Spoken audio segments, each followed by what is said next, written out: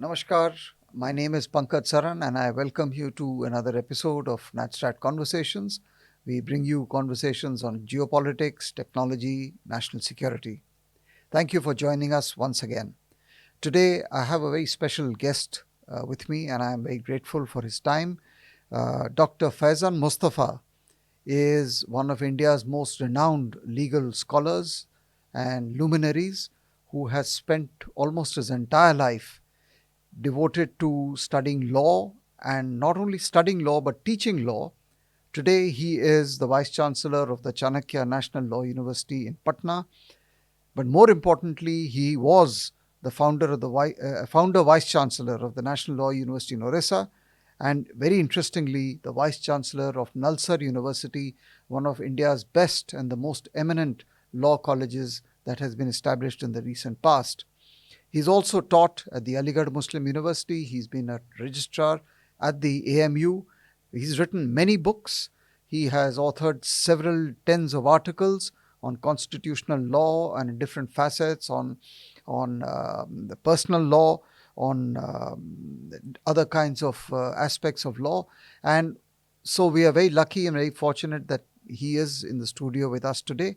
Dr. Mustafa, a warm welcome Thank you, sir. to NatStrat Conversations.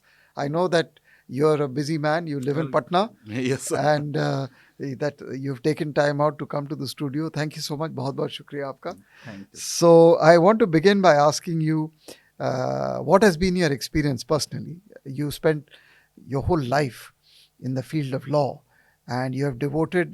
There are people who make money out of law, who go to corporate law and work in companies. You have taken a totally different path in terms of setting up academic institutions, colleges, universities. You've been vice chancellor, you are still vice chancellor. How do you rate the evolution of law education in India?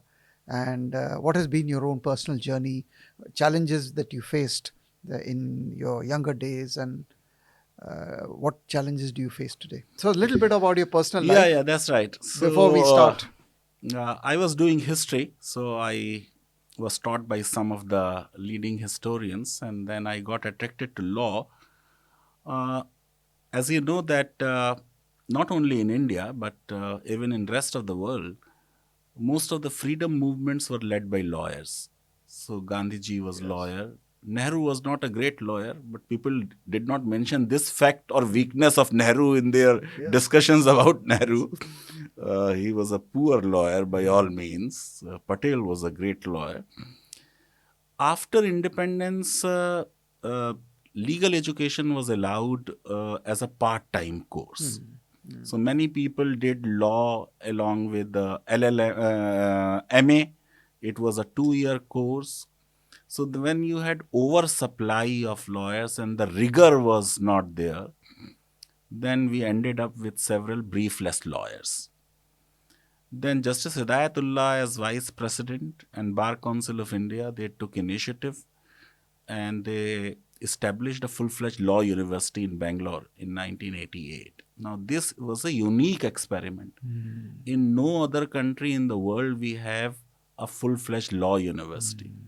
And the experiment under Professor Madhav Menon, who was my senior in Aligarh, he also studied in Aligarh, was such a success that now most states have national law universities. Some states have more than one. UP is having 2 national law universities. Madhya Pradesh is having 2. Maharashtra is having 3. One in Aurangabad, one in Nagpur, one in Mumbai. So legal education, because of these national law universities, and by the time these graduates came to market, it was 1993. So the liberalization of economy had started. New job openings were available. Correct. So they started doing well. So it has evolved that we were good in legal education, then we did not do that well. But even when I was a student, when we did not have national law universities, well, the quality of students in law was not good. The quality of teachers was really very great. My teacher, Professor Rekhi in Aligarh, who subsequently founded National Law University in Bhopal, was a great teacher. My teacher Zakaria Saab was a great criminal law teacher. And then in Delhi, you had P.K. Tripathi and Professor Upinder Bakshi. Yes. And He then was vice similar, chancellor. he was also vice chancellor. He advised Nelson Mandela also. So we need new kinds of reforms now in legal education, because what is really happening that many of these national law universities somehow have been hijacked by the corporates. So our products, rather than strengthening bench and bar, they have gone to the corporates. Now Chanakya National Law University is a unique experiment. One, it represents the diversity of the society. Uh, uh, it is more diverse than any other national law university. It has produced more judges than any national law university, because in Bihar still people write civil services Yes. and judicial services exams. We now want to have a legal education which is more than a legal education, is justice education. We want to produce soldiers of justice, because ultimately the goal of a constitution is that we achieve a just society. You rightly said that people make a lot of money, and that's why Shakespeare said that the first thing we should do is to kill all lawyers. I don't agree with him, because lawyers fight for cases and for causes. We have nobody who can be a substitute of lawyers. So we need lawyers. There are lawyers who make a lot of money, but they do a lot of pro bono work also. So uh, you can't imagine a society where you don't have people who will fight for the causes of others. So Very good. therefore, lawyers are needed, but we need socially relevant lawyers. नहीं जो आपने बात की socially relevant की, that brings me to one issue that here in NatStrat, we deal mostly with security and geopolitics and all that. So I was very keen to talk to you about the role of law, or the rule of law, as an internal security imperative for the nation. That you cannot actually have an internal security ecosystem without strong institutions of law.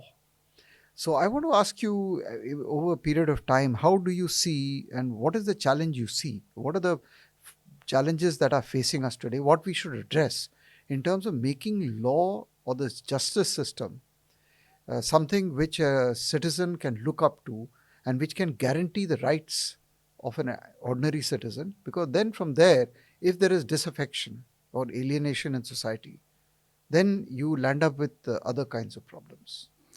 No, इस पे थोड़ा सा I हाँ. would like to answer Pankaj sir differently. One, rule of law and not rule of man uh, is something about which humanity is now convinced. So there is no one man who can rule us. Yes. In fact, we say rule of law is king of the kings. Right. And it is said that even God is bound by the natural law. Right. So even God is not free. So there has been a debate between Aristotle and Plato that whether we should be ruled by good men or by good laws.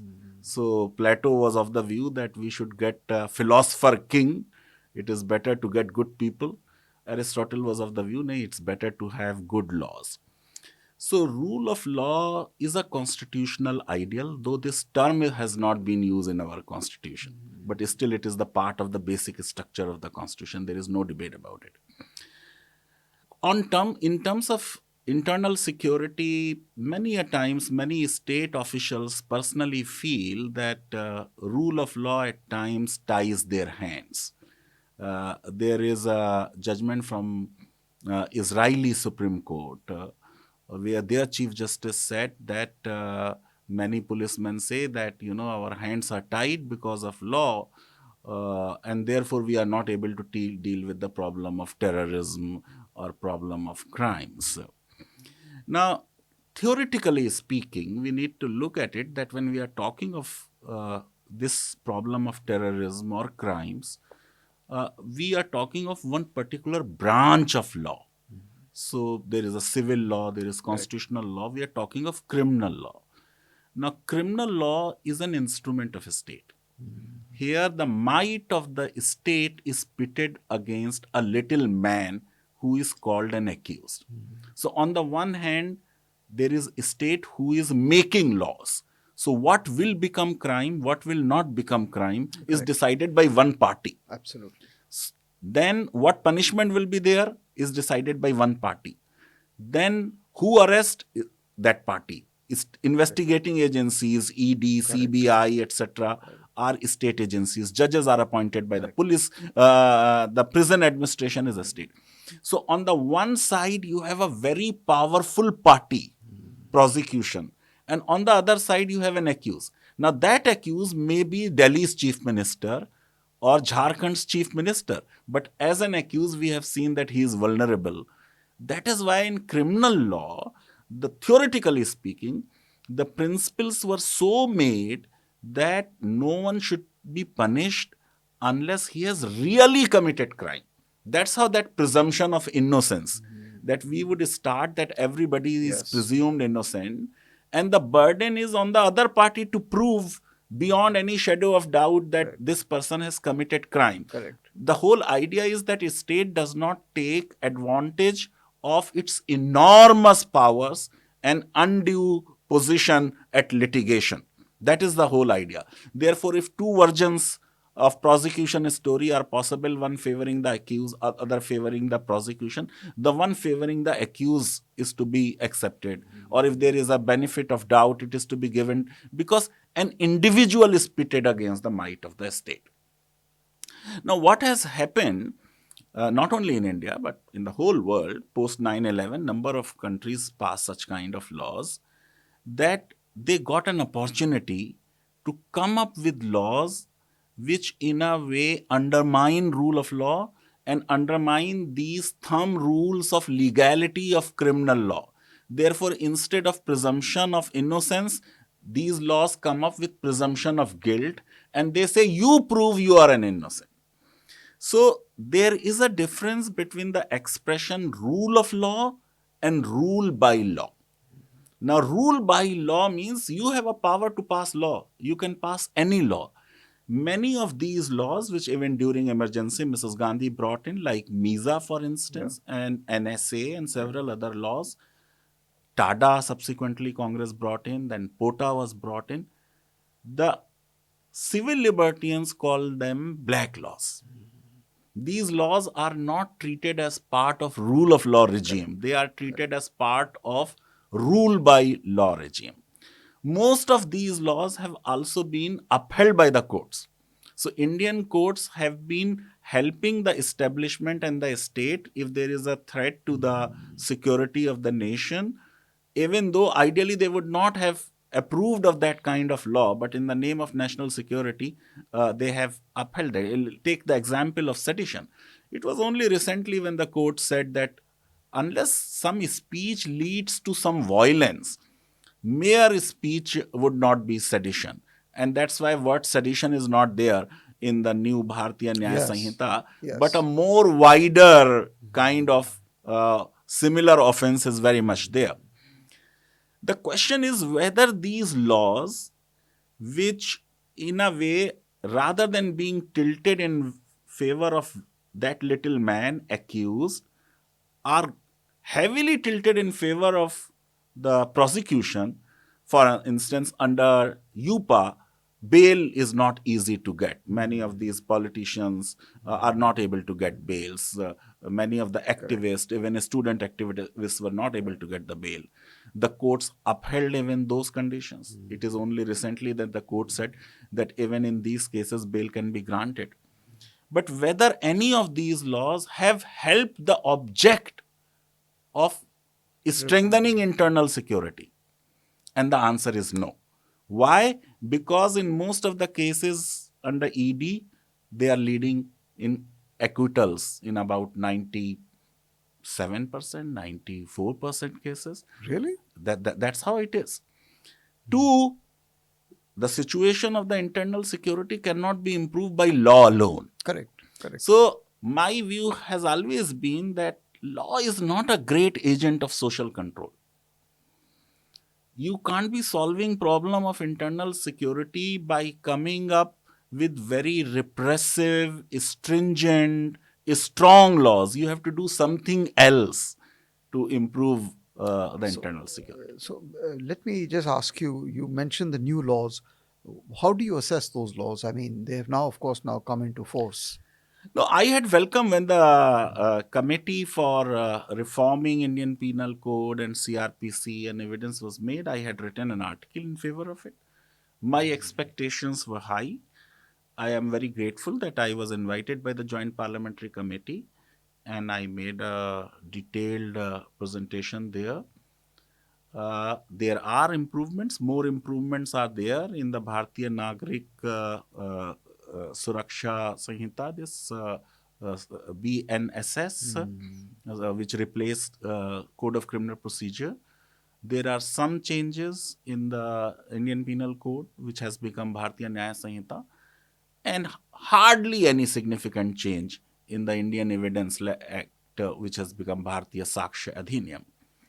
Now, because my expectation was high, I'm little disappointed. Just to give you an example, in most countries in the world, we do not have blasphemy as a crime anymore.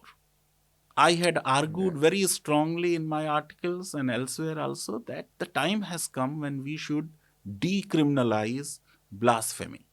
When religions don't need the protection of defamation law, yet we have retained it.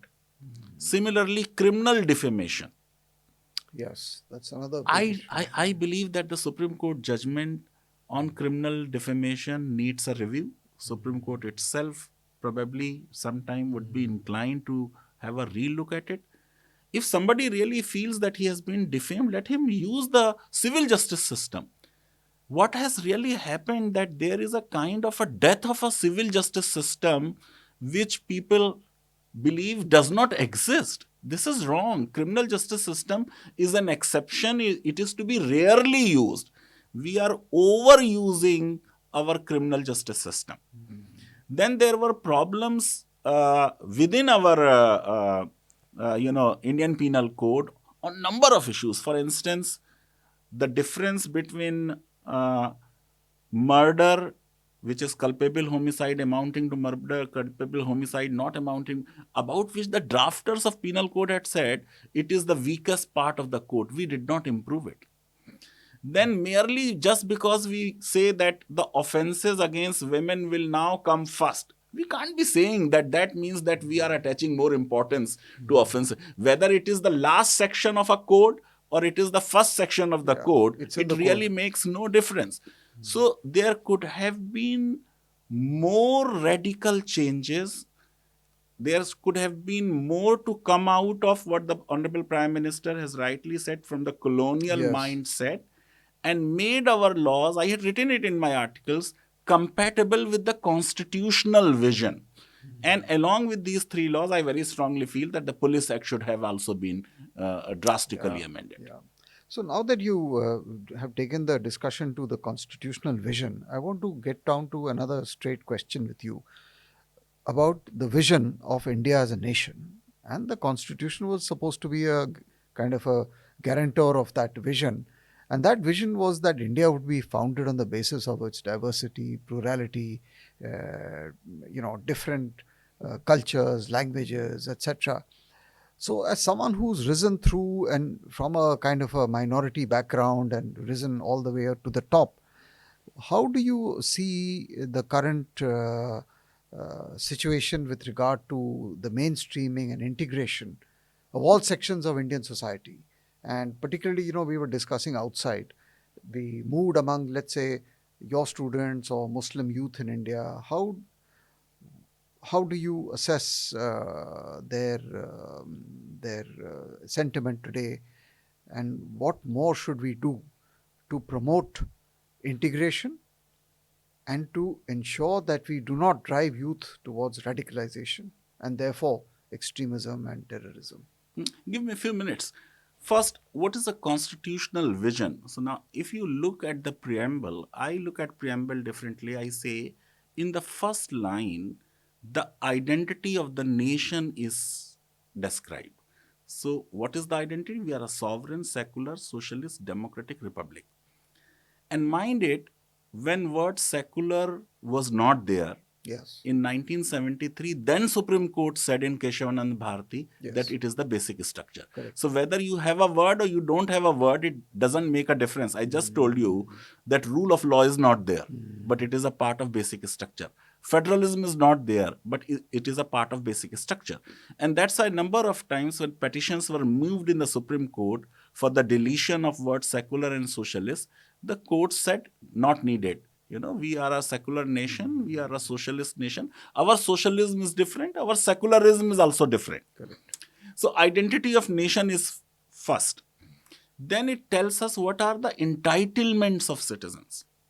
So it said justice, social, economic, and political, liberty of thought, belief, faith, and worship, equality of status and opportunity.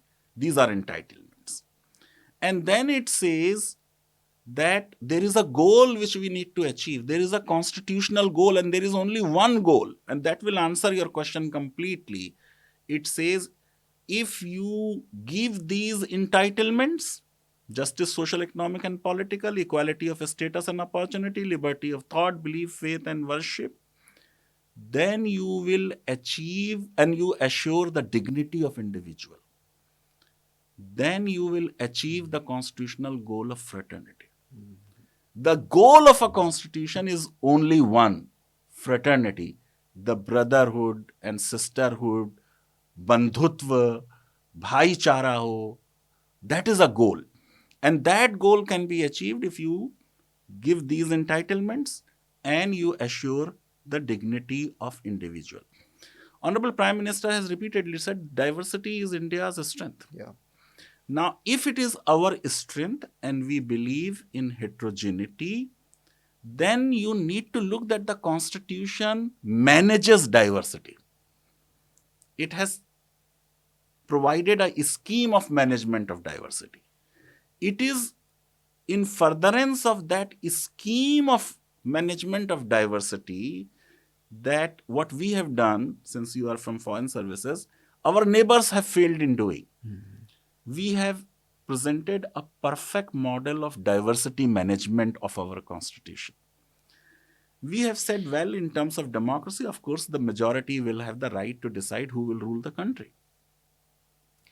We have guaranteed rights to individuals because the versatile development of a personality of individual will require he has freedom of speech. He shouldn't feel suffocated. We have not specifically set freedom of press in our constitution like American constitution, but it is very much there. Then we said he will have right to equality, he will have freedom of religion. So you are free to follow whichever religion you follow. I personally believe And to freedom worship. of and worship, that freedom of religion also includes freedom from religion, which many in our country don't recognize. And it also means freedom within religions. In the name of freedom of religion, you can't be saying that we will deny XY right to Muslim women or XY right to Hindu women. We can't be doing that. So freedom of religion will include freedom from religion also and freedom within religions as well. Now, after giving these universal rights to all the citizens, to preserve the distinctiveness, we realize that we are a country about which it is said, "Kos kos pe badle pani, char kos pe badle bani." So basically, there is a linguistic diversity. The states were carved out on the linguistic basis. Therefore, we said that everyone will have a right, whosoever has a distinctive language, script, or culture of his own, to conserve the same. And then we said minorities, whether based on religion or language, shall have right to establish and administer educational institutions of their choice. Now, one group says that these minority rights are unnecessary, they are a kind of appeasement. They don't understand how we define our minorities. Our Supreme Court has repeatedly said that minorities are to be defined at the level of a state. And therefore, Brahmins of Tamil Nadu, when they are in UP and they set up a Tamil medium school, it's a minority institution. Correct. So Hindus are religious minority, let us say in Kashmir, in Punjab, in Mizoram, in Nagaland, in Lakshadweep, and they are a linguistic minority in the whole of country. Even in Delhi, Correct. you have over 1 dozen Sindhi Hindu minority institutions. So there is no appeasement of minorities. I'm very glad you're And, putting and, that and, and across. our current government's own National Commission for the Rights of Children have found that in the minority institutions, 62.5% non-minorities are studying. So basically, minorities are educating non-minorities. In St. Stephen's or CMS Vellore or St. Xavier's, you don't have all 100% minority. In fact, the law Supreme Court has laid down, you cannot say that in a minority institution only minorities will study. Because if only minorities will study, nobody else will come to know about their language, about their culture. So we, being a secular state, we cannot promote any one language or one religion or one culture. So in public square, we cannot do it. We have allowed minorities, whether they are Hindus or Muslims or Christians or they are Tamil or they are Telugu or they are Punjabi or whatever, or Konkan, that you will have your institutions. Within those institutions, let your culture, your religion, your language flourish. So that is our diversity and then we had set up commissions for SCs and STs, for minorities. The whole idea is that no one should really feel left out and we preserve the distinctive identity. So we don't believe like America in the melting pot. We believe in the salad bowl. So let all the distinctive identities be preserved. They be on the table available. No one can say that I have been, assimilated. So Indian Constitution's vision is not assimilation. It is integration. The word integration, by the way, was not there in the Constitution originally.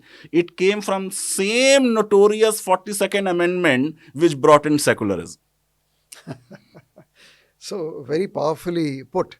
But then, what do you say to those who say that this is a civilization going back thousands of years? It is. We are very proud of our civilization. You see, when Pandit Jawaharlal Nehru moved the objective resolution, the very first line he said that we have behind us 5,000 years of glorious revolution. Civilization. So Indian Constitution reflects our civilizational ethos. That's why we did not need word secular to say the obvious. Nobody in the Constituent Assembly was saying that let's not have word secular because we are not secular. They said not needed. It's too obvious. But I don't. A few words from you on the Uniform Civil Code. I don't want to get into that. It's a very technical and a legal. But just a few, since it is flowing from the discussion and the personal law issues. What is your? Where do you stand on these? No, as a constitutional law teacher, my position is very clear that it's a constitutional ideal. We need to go for a uniform civil code. I have been for over 25 years writing that there is no way that you can have any law which is inconsistent with the constitution. So all personal laws have to be compatible with the constitutional scheme and a constitutional vision. Now, I have also said that if doing it in one go will polarize our society, then let us go do it piecemeal. That reform one thing today and another thing tomorrow, it can be done. It is also not necessary that you have one law for everybody. For even Hindus, we were not able to bring one uniform civil code. Hindu code bill, when it was presented by Ambedkar, who was a law minister, it was opposed by almost everyone, including the Congress president, including the president of the Republic, Rajendra Prasad ji, including the president of Speaker of Lok Sabha. Right. Out of some 27 speakers who spoke, 24 opposed it. They said Ambedkar is taking a revenge from the upper caste Hindus and therefore Ambedkar had to resign. Nehruji had to make compromises and then it was passed in 3 different laws: Hindu Succession Act, Hindu Marriage Act, and Hindu Adoption and Maintenance Act. So it's not really necessary that we have one law. In any case, we should also understand that on most laws we already have a uniform law. So there is uniform criminal law, uniform transfer of property law, uniform sale of goods law, uniform Indian contract law. I have also been saying that we should also understand, while my position is you can't have a law which is inconsistent with the constitution, but uniformity in itself is not a great value. You may have a uniform law which is unjust. Therefore, I have also written that just code is far more important than an Then, yeah. uniform unjust code. To say that uniform law brings integrity or makes nation strong is also flawed. In United States, you have 50 constitutions in different states. All states have different criminal laws, but US is the most powerful country of the world. So it is not really the uniformity which is important. What is important, that justness of laws. We can't be compromising gender justice.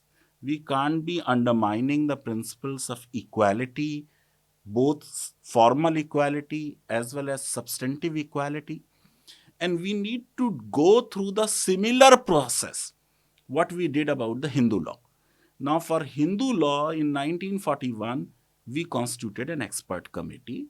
It made recommendations. It took 15 years for us to come up with law which was compromise, and then thereafter subsequently amendments were brought last during Manmohan Singh ji in 2005, when Hindu daughters got a right to become a co-parsoner and got a share in the ancestral property. Right. So law reform is an ongoing process, but it should not be politicized. Law reform should be dealing from the electoral politics. Let's not do politics Correct. on reform. Reform laws, because you have to bring every law and make them consistent with the constitution. So, I just want to pose this to you, that there is a view. It may be uninitiated, it may be a very simplistic, about, let us say, how in the Muslim Ummah, how there is this dynamic tension between allegiance to a global or a transnational Muslim Ummah and the constitution of a nation state. So last year we had some few visitors from Saudi Arabia, etc., who came and had discussions, scholars and others. And so this question arose whether, in the specific case of the Muslim community, whether is that debate still open or it's a settled issue as far as India is concerned? Because I think in the new states which were created, Pakistan and then Bangladesh, etc., they have taken a very different route and identity. But in our case, the whole kind of foundation was that every Indian citizen, regardless of religion in this case, will primarily owe allegiance to the constitution rather than some international appeal.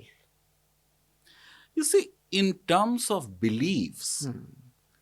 you are free to believe in whatever you want to believe. Hmm. So whether you believe in one God or one prophet, Indian prophet or Arabian prophet or a Palestinian prophet, you are free. Or Iranian system, you are free. Because constitution gives you liberty of thought, belief, faith and worship.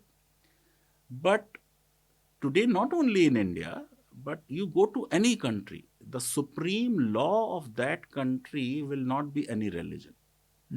It will be the constitution of that country. Now, talking about our neighbors, the whole partition was a flawed project. The two nation theory itself was flawed. Having lived here for 1,000 years, you can't be saying that you are a different nation. And then initially, it was not supposed to be an Islamic state. It is only Correct. after Jinnah's death that it became an Islam. But that also was recognized in the constitution. Their constitution said so. And in Bangladesh, if you look at their original constitution, they did not say it is an Islamic state. They said that these are four principles of which democracy was there and secularism was there. Secularism, yeah. And when General Irshad removed that word secular, Correct. their court struck down that constitutional amendment and restored the original constitution. So I believe that there is nothing this global kind of thing to which anyone can have an allegiance, so to say. If somebody is a Hindu in United States and he believes in Lord Ram or Lord Krishna or Hanumanji or Durga Ma, that doesn't mean that he is having some extraterritorial allegiance, because Yeah. it is a system of believe in some divine entity or some messengers of God. That is permitted under the American Constitution and also under the Indian Constitution. But other than that, there is a supremacy of a constitution. You are entitled to follow your religion only as much as constitution allows. It is the magnanimity and liberality of my constitution that it has said, okay, I give you autonomy in matters of religion. And now that autonomy is subject to public order, health, morality, and other fundamental rights. If your freedom of religion comes in conflict with right to equality, it has to make way for right to equality or make way for freedom of speech and expression. And then we have entitled the state to come up with social and economic reforms which are required for the society, and that is their entitlement. So they may say untouchability is abolished, or they said that triple divorce is not Yeah, going to be yeah, allowed, yeah. because that is a power which we have given. In fact, you would be surprised that of all the fundamental rights which framers of Indian Constitution have incorporated in the Constitution, the most restricted one is freedom of religion. There is no fundamental right which has been subordinated to another fundamental right except freedom of religion. Freedom of religion has been made subservient and subordinated to all other fundamental rights. Because we were creating a modern progressive nation, we did not want religion to become too powerful. In fact, I'm little upset. You were asking about the youth. Youth is also little upset with an No, I overdose of wanted to ask religion you. and with this rush hour of God which we are having. Is we are having too much of discussion about religion and protection of religion. Now, this is not a sign of progress. But so on that, exactly on that point, on radicalization, I mean, it is a real problem, not just in India, but throughout the world, whether you look at Europe, America, and most importantly in the Gulf, in West Asia. I mean, all the countries there, their biggest fear. And we've witnessed the decades of the 2000s and of terrorism and radicalization. I know you don't study this issue. It's not Yeah, part it's of not your, my area it's of not your area. But any observations from a no, legal perspective? my as an outsider, my feeling is that if every individual feels contented and satisfied with the system, if the state guarantees every individual what the constitution promises, assuring the dignity of individual, if everybody gets justice, social, economic, and political, and has liberty of thought, belief, and faith and worship, nobody can be radicalized. Only unemployed people, uneducated people, people who have been unjustly treated by the system. If somebody's brother has been killed in a police encounter or in a police custody, or somebody has been falsely prosecuted, implicated, has been in jail for years in a false case, they are easy prey Correct. to enemy country who may through Yeah. use of very conservative religious ideas or use of money can radicalize people. So if we want that there should be no one in our country who is to be radicalized, we must assure dignity of individual, we must give proper modern liberal education, and I'm sure that we can overcome this problem. In any case, if you look at Indian Muslims compared to Muslims elsewhere, they are really least radicalized.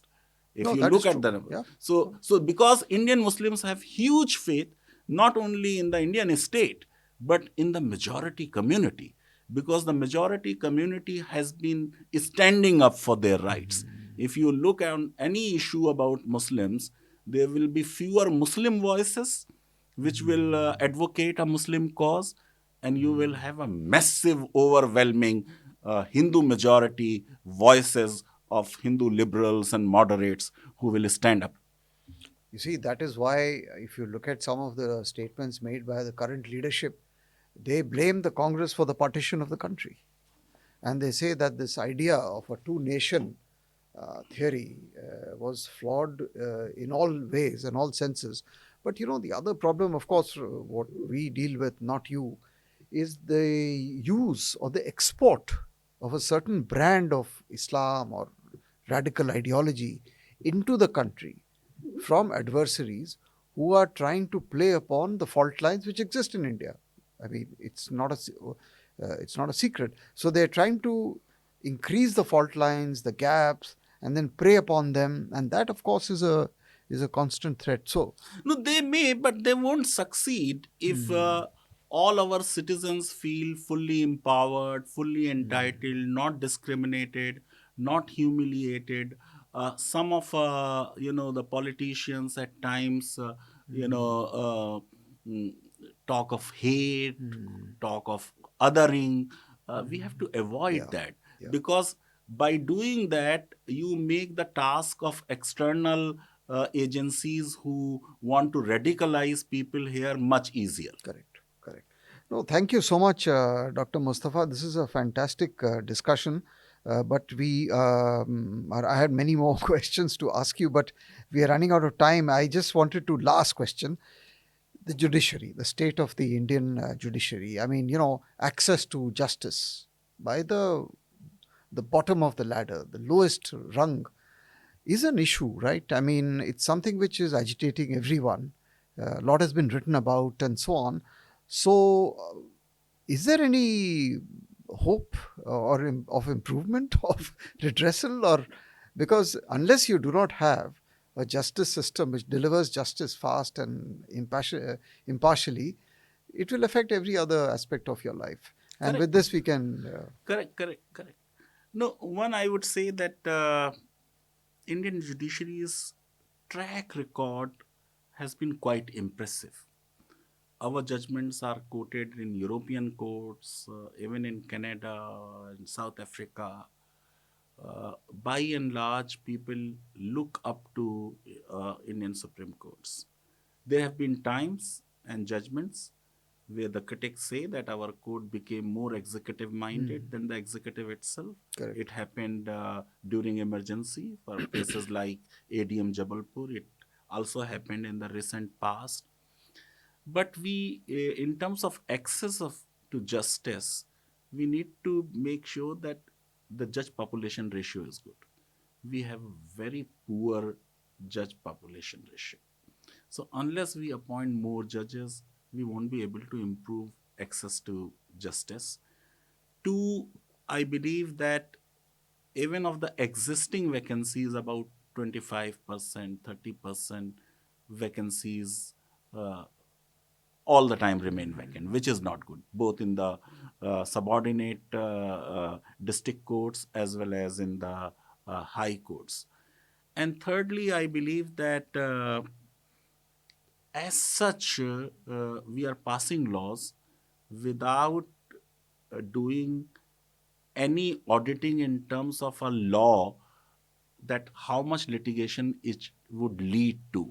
So whenever we are coming up, in fact, in democracies, because any government which has majority, for it to improve economy and do something substantial will require more efforts. Correct. But to pass a law, it has to just introduce the bill and issue a whip. Correct. And therefore, there are laws which have led to a kind of a litigation explosion. Even though Indians are not that right conscious, we still believe in Correct. kartavya. We Correct. still believe, the Correct. only right you have is the right to do your duty. So, overall, as you look at Indian judiciary, there have been ups and downs. By and large, the record is fairly good, but poor people cannot really afford the high fees of lawyers in the Supreme Court. There are Supreme Court lawyers who charge 85 lakhs, per day, per hearing. And then the main cases, I have been saying it for some time, that there are cases where court need not decide anything against the government. It's a matter between two individuals, or it's a natural justice principle. Correct.